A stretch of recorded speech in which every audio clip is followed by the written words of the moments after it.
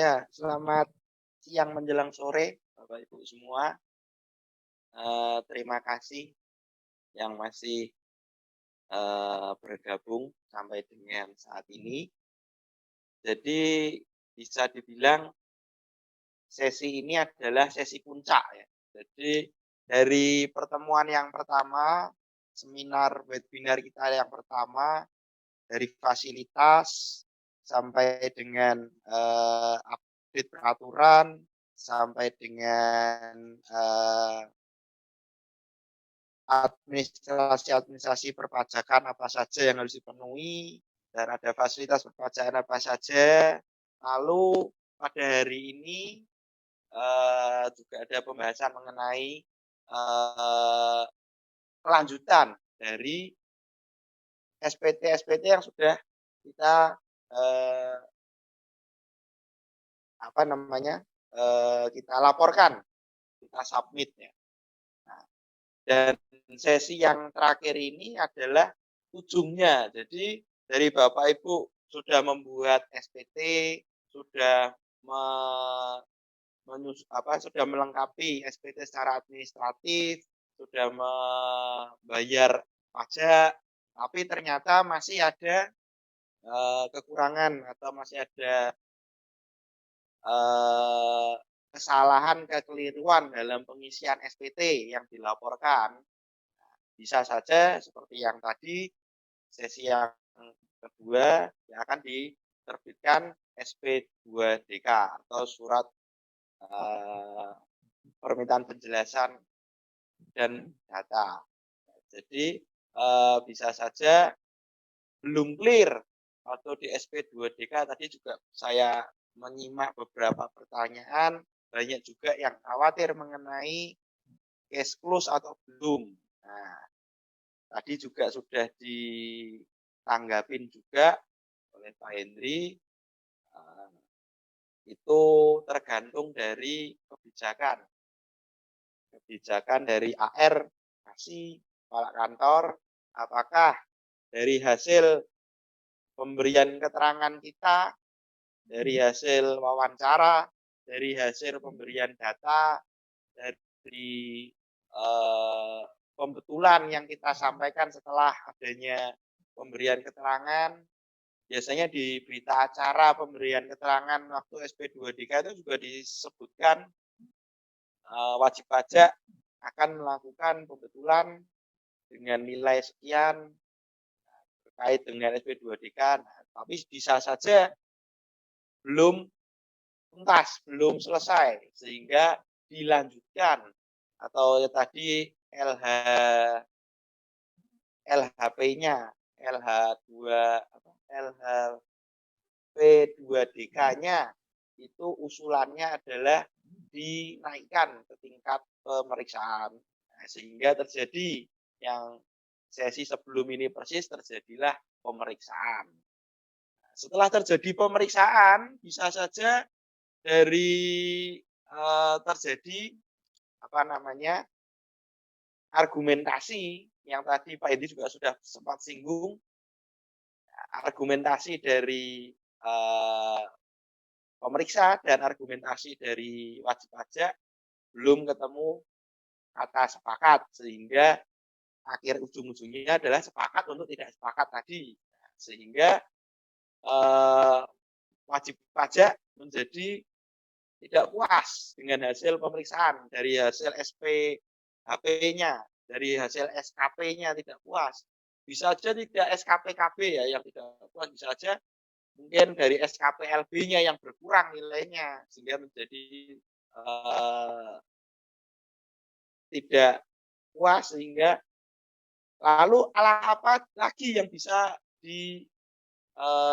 yang bisa dilakukan oleh kita sebagai wajib pajak ya, jika terjadi eh, sepakat tidak sepakat tadi, jika tidak ada kata, jadi menurut kita SPHP-nya itu salah gitu ya, karena berdasarkan pembukuan kita atau berdasarkan cara pencatatan kita atau berdasarkan siklus bisnis atau yang terjadi di waktu proses bisnis itu kadang-kadang kan memang berbeda. Jadi, teori dengan praktek itu memang kadang-kadang, tidak bisa, sinkron, sehingga seharusnya tetapi terjadi di lapangan bagaimana. Nah, itulah yang kadang-kadang menjadi diskusi. Apalagi perbankan di Indonesia, sangat ini, jadi sering berubah, sering update, sering diganti, sehingga kadang-kadang juga ada tumpang tindih aturan, karena terlalu seringnya, yang aturan. Dan tak menutup kemungkinan ada juga tumpang tindih antara undang-undang, antara PP, antara PMK-nya, antara SE-nya, itu kadang-kadang, tidak nyambung. Jadi kadang-kadang di PMK berkata A, nanti di SE-nya AA, B, A, C. Nah, jadi ada tambahan atau bisa aja dikurangin jadi amin. Bisa saja. Jadi, sebagai wajib pajak saat menyusun laporan, saat sehari-hari rutinitas sudah disibukkan dengan meeting, dengan segi bisnis, dengan perluasan bisnis, dengan development, dengan training dan lain-lain, masih lagi dengan, masalah perpajakan, pembukuan dan lain-lain, sehingga ada terlewat karena adanya peraturan, karena adanya perubahan peraturan, karena adanya peraturan, eee, turunan yang kadang-kadang juga, berbeda dengan aturan induknya di atas. Nah, ideal demikian, undang sudah menyediakan, eee, upaya, sudah menyediakan upaya hukum untuk wajib pajak yang masih merasa belum cocok dengan hasil pemeriksaan dari pemeriksa. Upaya hukum apa saja yang bisa ditempuh, yaitu setelah hasil pemeriksaan adalah keberatan atau gugatan. Setelah keberatan masih eee, belum cocok juga dengan hasil keberatan, maka wajib pajak masih disediakan upaya hukum, yaitu ketika yang ada pada saat SP2DK dan pada saat pemeriksaan, itu ranahnya ada di kantor pelayanan pajak ya, di KPP, ya. Baik di tingkat, eee, pratama maupun madya, ataupun, KPP khusus, wajib pajak besar, PMK, tapi lebihnya pajak. Sedangkan di tingkat keberatan ini, itu kita mengajukannya adalah ke kantor wilayah, Kanwil. Kanwil domisili kita, domisili NPWP kita. Jadi misalkan, kita ada di Jakarta, eee, di Daan Mogot misalkan, itu Wilman di Jawa Barat, atau kalau Jakarta banyak ya, ada beberapa ya, beda, bisa saja berbeda antara petugas pemeriksa yang ada pun yang adil, bisa saja berbeda pendapat, sehingga hasil kelihatannya bisa di-tracking seluruhnya. Tapi yang diketahui mereka tetap di bawah Direktorat Jenderal Perpajakan, di bawah Kementerian Keuangan. Sehingga visi dan misinya itu yaitu adalah penerimaan negara. Jadi dari tingkat SP2DK dan pemeriksaan ke keberatan itu masih satu visi karena masih tetap yaitu Direktorat Jenderal Pajak di bawah Kementerian Keuangan, tujuannya adalah untuk penerimaan negara. sehingga, bisa saja itu bisa saja hasilnya mempertahankan hasil dari, pemeriksaan KPP, seperti itu. Jika hasil lacakan itu, mempertahankan deteksi dari, pemilik, maka biasanya masih belum cocok lagi, wajib minta untuk, dilanjutkan upaya hukum, yaitu dari pengadilan pajak. Pengadilan pajak di Indonesia ini juga tidak banyak, tidak di semua kota maupun di semua kabupaten, provinsi itu ada. Jadi, secara khusus pengadilan pajak itu sentralisasikan di Jakarta, secara khusus disentralisasikan di Jakarta, tempatnya itu ada di, Harmoni ya, jadi Hayamuruk dan Hayamuruk di situ. Ya, jadi,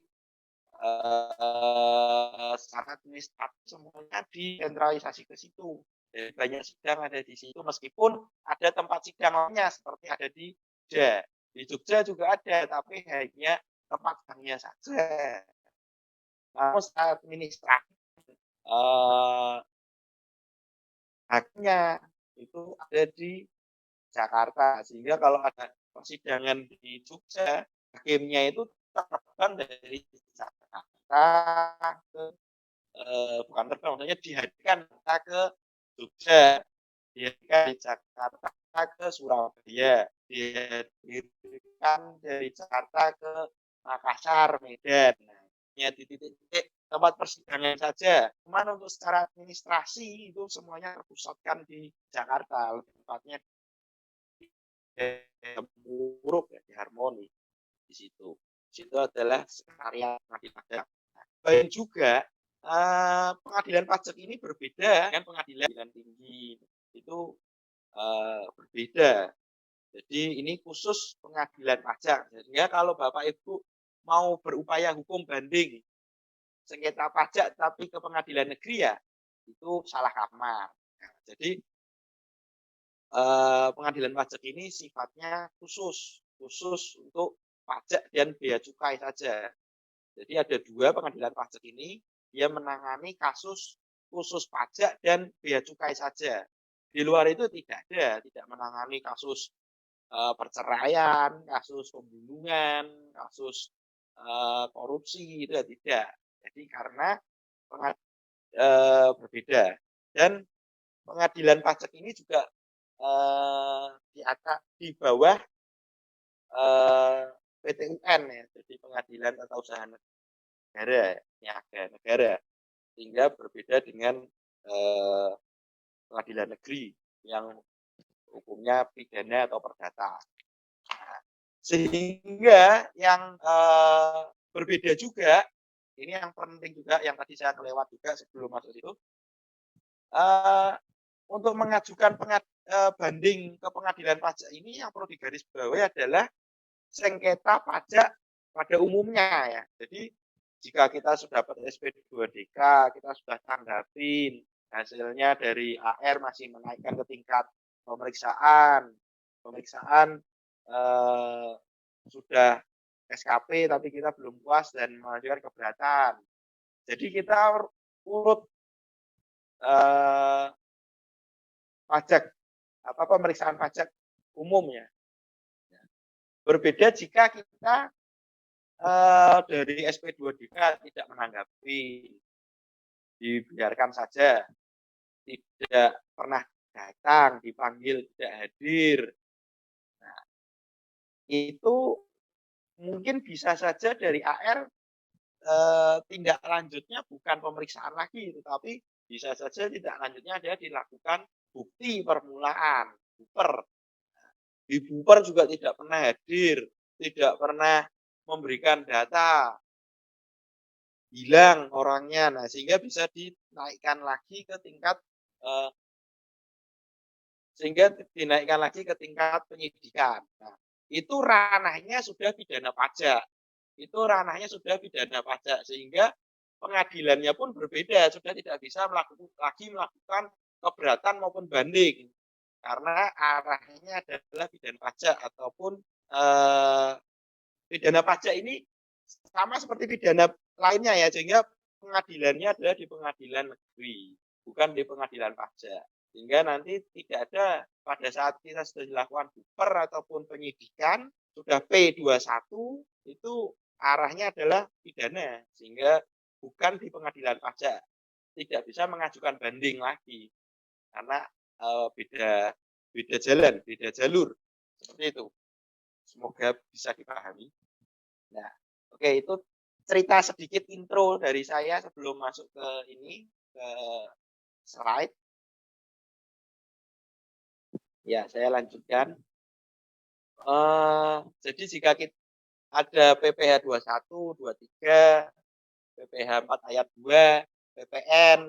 Nah, itu tidak bisa dijadikan satu surat permohonan keberatan, itu harus dibagi. PPh 21 sendiri, PPN sendiri, 4 ayat 2 sendiri, 23 sendiri. Nah, itu jadi satu surat keberatan untuk satu jenis pajak dan satu jenis, satu masa, 1 tahun pajak. Jadi kalau PPh 21 ada kita lagi diperiksa 3 tahun secara langsung sekaligus 3 tahun, ya hasilnya pun berbarengan, yaitu diajukan satu sendiri-sendiri. Oke. Diajukan dalam bahasa Indonesia.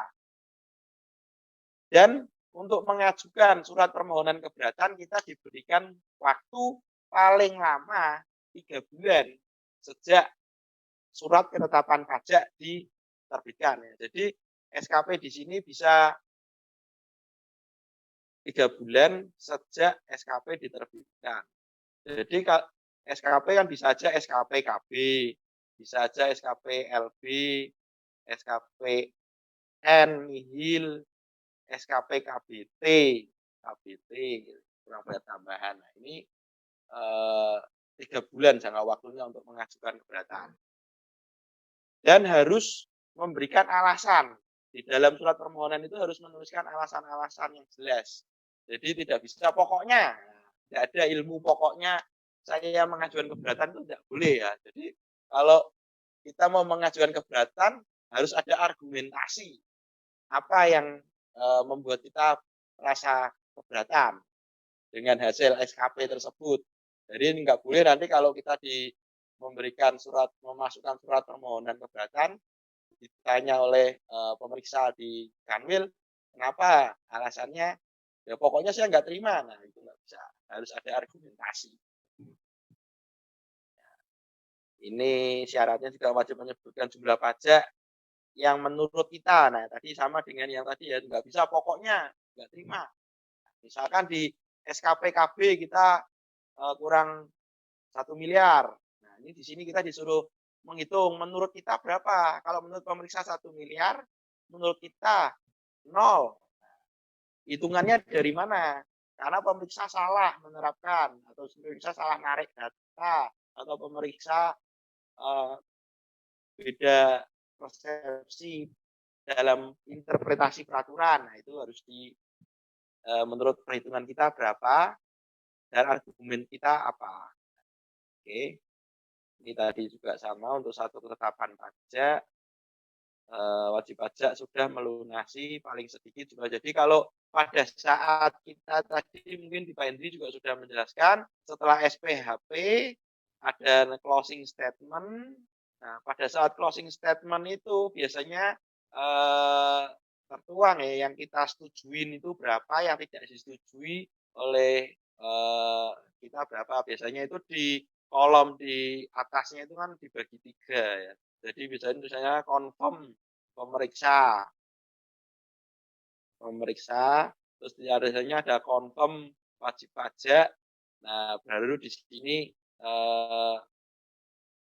selisihnya lah, selisihnya seperti itu, selisihnya di sini. Nah, yang confirm WP ini, confirm kita yang kita setujui itu harus sudah dibayar. Ya, harus dibayar sebelum mengajukan surat keberatan. Seperti itu. Ini tadi juga sudah dijelaskan di awal, untuk apa saja yang bisa diajukan keberatan, SKPKB, SKPKBT, SKPN, SKPLB.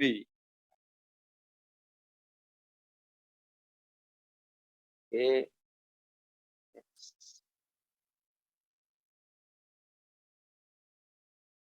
Oke.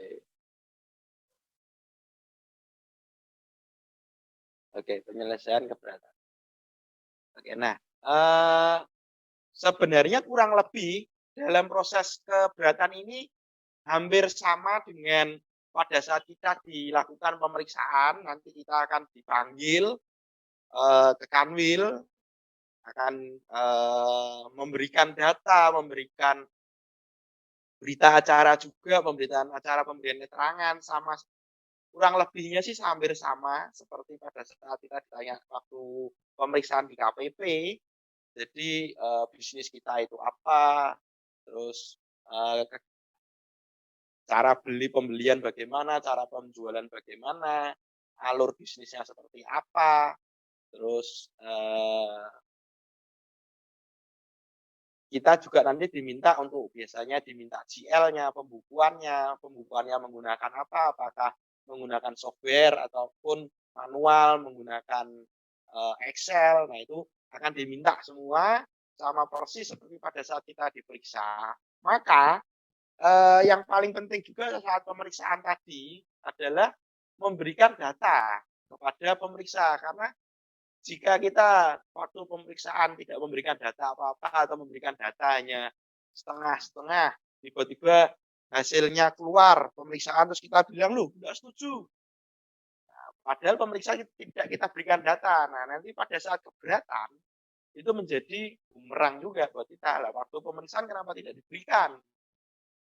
Tidak diberikan bukunya, tidak diberikan invoice-nya misalkan atau surat jalannya, apa, tidak dikasih GL, tidak diberikan, eee apa, misalkan faktur pajak atau bagaimana, nah tidak diberikan, tiba-tiba sudah SPHP, tidak setuju, nanti keberatan baru dikeluarkan semua. Nah, itu juga tidak etis juga, tidak patut ya. Oke, kurang lebih, prosesnya sih hampir sama dengan, pemeriksaan, oke. Hanya waktunya saja yang biasanya, lebih cepat atau lebih sederhana ya, karena biasanya mereka akan memanggil juga dari pemeriksa di KPP, diminta penjelasan juga pada saat, memeriksa itu bagaimana kok bisa keluar hasil, SKP seperti ini. Nah, nanti mereka juga akan memberikan kertas kerja pemeriksa, akan diminta juga oleh, petugas keberatan di Kanwil, kertas kerjanya seperti apa, dokumen apa saja yang diterima, informasi apa saja yang diterima, terus, sudah dilakukan analisa apa saja, sudah dilakukan, evaluasi apa saja terhadap wajib pajak tersebut, sehingga itu nanti akan dikonfrontir dengan pemberian keterangan kita.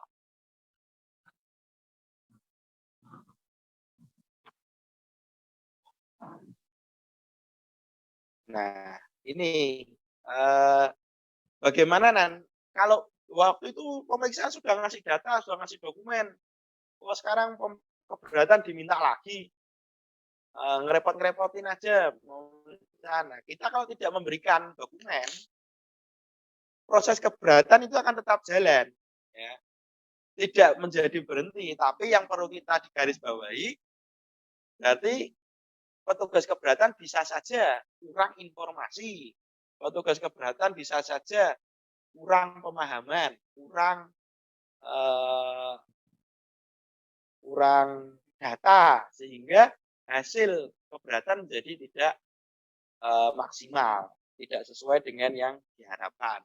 Sehingga penting untuk memberikan data, dokumen, ataupun catatan-catatan yang terkait dengan, bukti, lebih kepada bukti, seperti itu.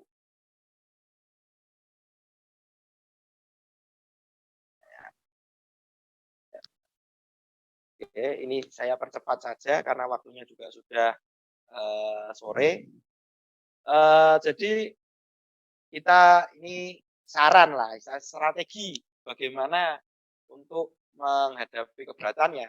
Seperti yang tadi saya sudah sampaikan, dokumen tetap harus kita berikan, jangan lupa untuk, memberikan argumentasi yang baik, sehingga yang baik dan jelas, baik, lengkap dan jelas itu yang paling penting ya. Argumen kita itu harus dituangkan secara tertulis dengan lengkap dan jelas. Jangan sampai lengkap tetapi menjadi tidak jelas, melebar kemana-mana, tidak to the point. Atau argumen kita, eee, jelas, bisa dibaca dengan cukup jelas, tapi tidak lengkap, hanya sepotong-sepotong, itu juga, percuma, sayang sekali, gitu. Sehingga dalam membuat argumentasi keberatan itu sangat penting, harus dituangkan dengan jelas dan lengkap. Terus menyerahkan semua dokumen yang diminta, sama seperti pemeriksaan tadi, kita harus memberikan semua dokumen, data, informasi, GL, pembukuan, semua apapun yang diperlukan oleh petugas keberatan. Oke. Nah, untuk, jangka waktu, Kanwil, petugas keberatan itu diberikan waktu 12 bulan, paling lama, sejak surat permohonan keberatan ini diterima ya. Sejak surat keberatan diterima, diberikan jangka waktu 12 bulan. Harus sudah memberikan keputusan. Jika dalam waktu 12 bulan itu tidak ada hasil atau terlewati, maka keberatan dianggap dikabulkan. Jadi,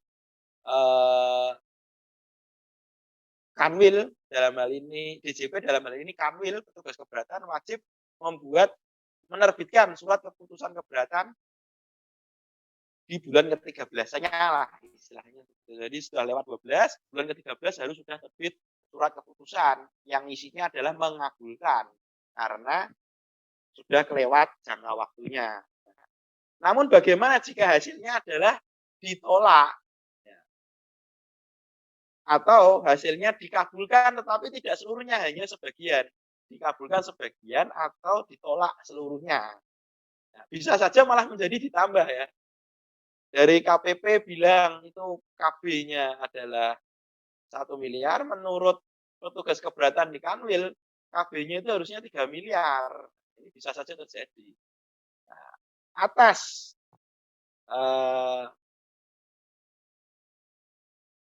keputusan keberatan yang ditolak tersebut, jika tidak dikabulkan, dulu pada saat sebelum adanya Undang-Undang Cipta Kerja dan Undang-Undang HPP, itu dendanya adalah 50%. Semenjak ada Undang-Undang HPP, turun menjadi 30%. Seperti itu.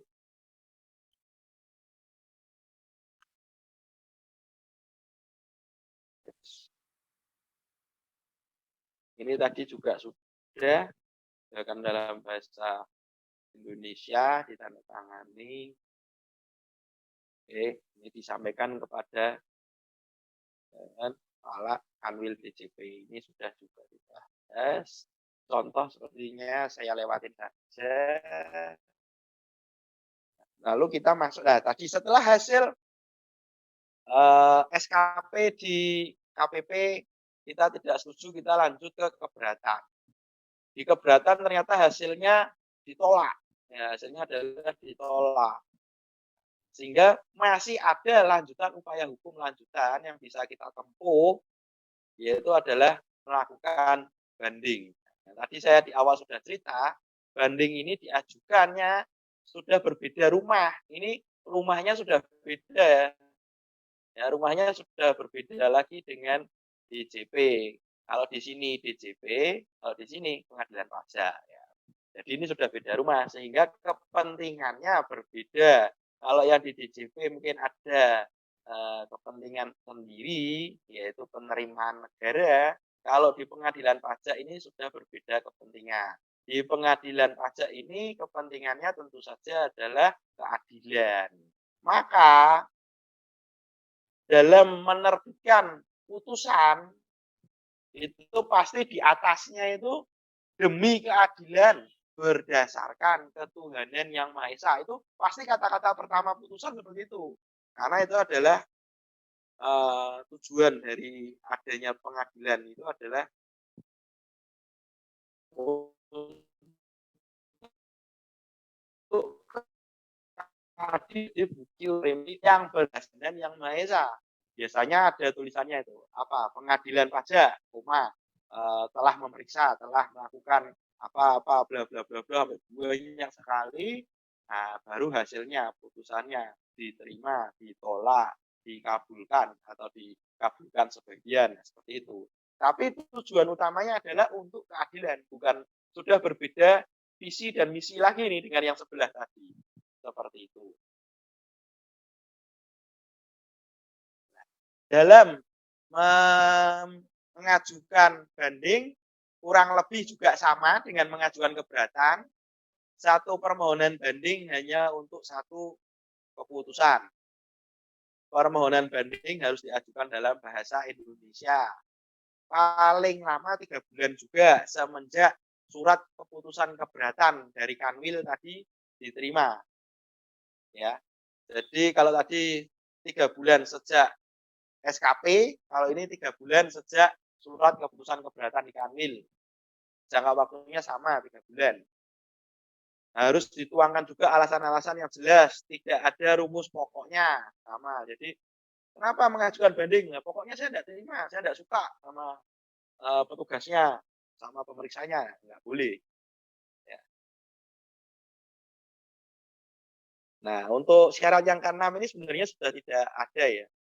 Jadi, yang penting yang disetujui tadi pada saat keberatan kan sudah dibayar.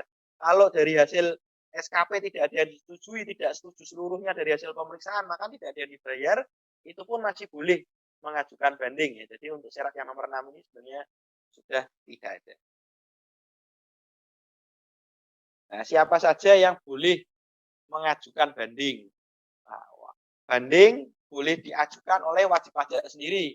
Kalau bentuknya badan, berarti diajukan oleh direkturnya.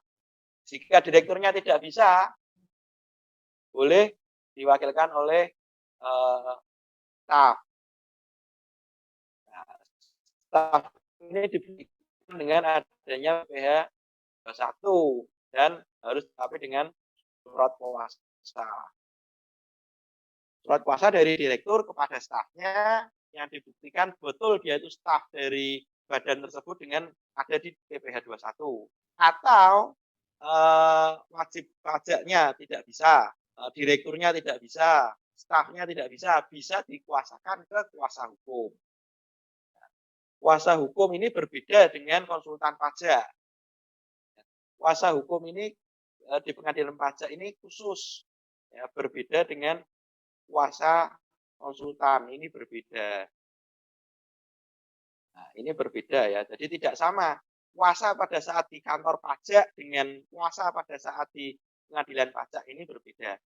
Kuasa hukum di pengadilan pajak memiliki izin sendiri, berbeda dengan izin konsultan pajak, sehingga tidak semua konsultan pajak bisa menjadi kuasa hukum di pengadilan pajak. Harus memiliki izin kuasa hukum. Nah, izin kuasa hukum ini kurang lebih lah seperti ini. Ini punya saya, kebetulan saya punya 2 izin. Tadi di pengadilan pajak kan dia bisa untuk perpajakan dan juga bisa untuk bea cukai. Nah, ini jadi kalau punyanya izin perpajakan mengurus bea cukai tidak bisa, atau punyanya izin kuasa hukum bea cukai mau menangani banding untuk perpajakan juga tidak bisa, sehingga harus punya izin sendiri-sendiri, izin kuasa hukum pengadilan pajak bidang perpajakan atau izin kuasa hukum pengadilan pajak khusus untuk bea cukai. Ini berbeda. Sehingga yang tadi saya bilang kuasa hukum, tidak semua konsultan hukum bisa menjadi kuasa hukum, harus memiliki kartu tanda pengenal kuasa hukum ini. Selanjutnya banding. Nah, kalau banding ini biasanya lebih ini ya, tidak bisa waktunya pun lebih ketat karena jadwalnya itu rutin, tidak seperti di KPP yang biasanya, eee, bisa seminggu lagi, bisa 1 bulan lagi, bisa 2 bulan ini. Kalau di pengadilan ini jadwalnya lebih ketat. Misalkan kita sudah masuk ke tahap persidangan, biasanya itu akan dilakukan sidang setiap 3 minggu sekali. Jadi setiap 3 minggu sidang, setiap 3 minggu sidang, tiap 3 minggu sidang. Nah, itu jadwalnya sudah, teratur, tidak seenak-enaknya kita, "Ah, besok mau ke pengadilan mau memberikan keterangan," ya nggak bisa, harus nunggu jadwal sidang dulu. Oke, jadi tadi dari surat keputusan diberikan waktu 3 bulan untuk mengajukan permohonan kepada PP. Nah, nanti setelah itu dari pengadilan pajak akan memberikan kepada terbanding ini maksudnya ini,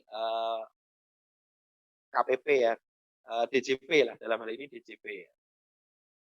Itu istilahnya terbanding. Kalau pemohon banding itu biasanya wajib pajak karena, eee, kita yang mengajukan permohonan sehingga disebut pemohon. Kalau, DJP atau bea cukai itu biasanya disebut termohon atau terbanding. Istilahnya di pengadilan sih namanya termohon ya, bukan terbanding, termohon.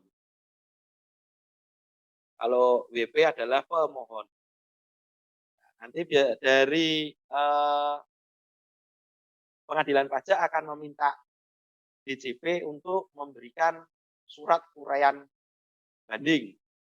Nah, dari situ setelah jangka waktu, diberikan waktu selama 3 bulan untuk memberikan surat uraian banding dari hasil permohonan banding kita.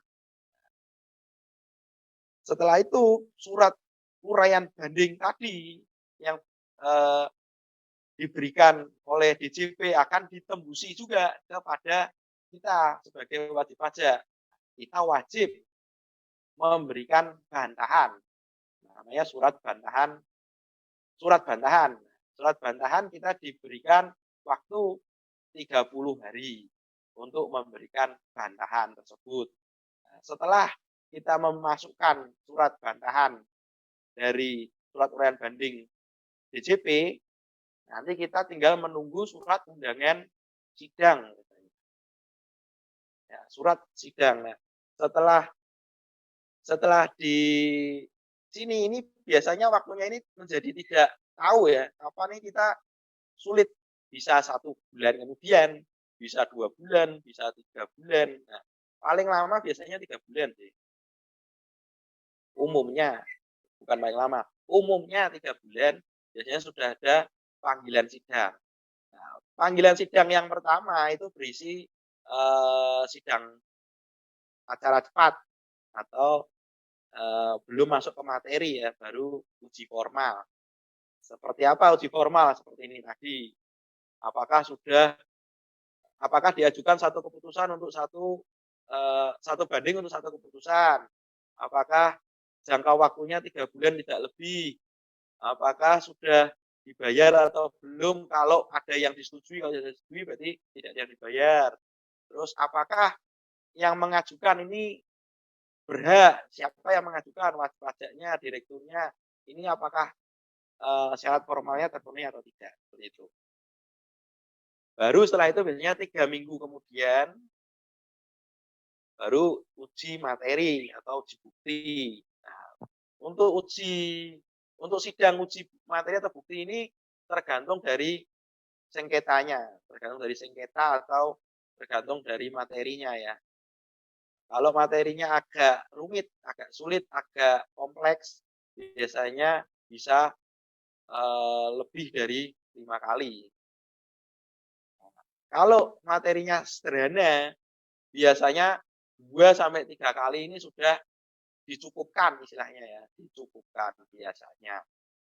Tapi itu tergantung hakim ya, kembali lagi tergantung hakim. Oke.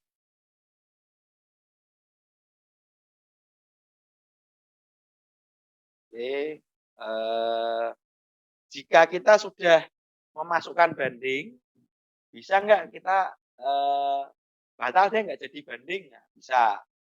Bisa untuk satu surat banding diajukan dengan satu surat pengalihan pencabutan. Jadi tidak bisa surat pengalihan pencabutan untuk, global semua, nggak boleh, diajukan satu untuk satu. Nanti, ininya bisa, ini kita percepat saja karena waktunya sudah mepet. Dari hasil putusan tadi biasanya, eee, demi keadilan berdasarkan ketuhanan yang Maha Maha Esa. Nah, menolak, mengabulkan sebagian, seluruhnya, atau malah menambah bisa jadi, atau tidak dapat diterima karena mungkin formalnya tidak terpenuhi, atau ada kesalahan, eee, penghitungan, ataupun membatalkan, bisa. Ini hasil dari putusan pengadilan pajak. Mungkin seperti itu aja gambaran umum mengenai proses keberatan dan banding. Saya rasa, eee, ya ini ya tadi ya, ini contoh lah ya. Ini harus ada kata-kata ini ya. Ini wajib ini. Demi keadilan berdasarkan ketuhanan Yang Maha Esa, pengadilan pajak telah memeriksa, memutuskan sengketa pajak dengan acara biasa, bla bla bla bla. Seperti ini, kurang lebih lah. Bagaimana jika hasil dari putusan pengadilan pajak ini itu ditolak atau tidak dapat diterima atau dibatalkan? Berarti ada sanksi. Kalau keberatan tadi 30%. Nah, kalau sudah masuk kepada tingkat banding menjadi 60 dari jumlah pajak yang seharusnya dibayar atau kurang dibayar. Seperti itu. Jadi kalau kita mau mengajukan keberatan atau banding harus benar-benar dipertimbangkan. Tidak bisa asal mengajukan yang penting pokoknya saya mau mengajukan. Menang nggak bisa, bodo amat. Nah, itu nggak boleh. Harus benar-benar dipertimbangkan apakah sengketa atau materi yang kita punya itu, cukup baik atau lemah. Karena selain ada eee, karena selain itu ada sanksi di belakangnya kalau kita ditolak, itu namanya bunuh diri ya. Jadi sudah tahu, kita sudah jelas kalah, masih ngeyel minta, keberatan atau banding, nanti ujung-ujungnya sudah tahu akan kalah, itu akan kena sanksi sebesar 30% atau 60% kalau banding, seperti itu. Oke, demikian yang bisa saya sampaikan pada sesi kali ini. Terima kasih untuk yang masih bergabung sampai dengan saat ini. Terima kasih atas perhatiannya. Saya kembalikan ke moderator.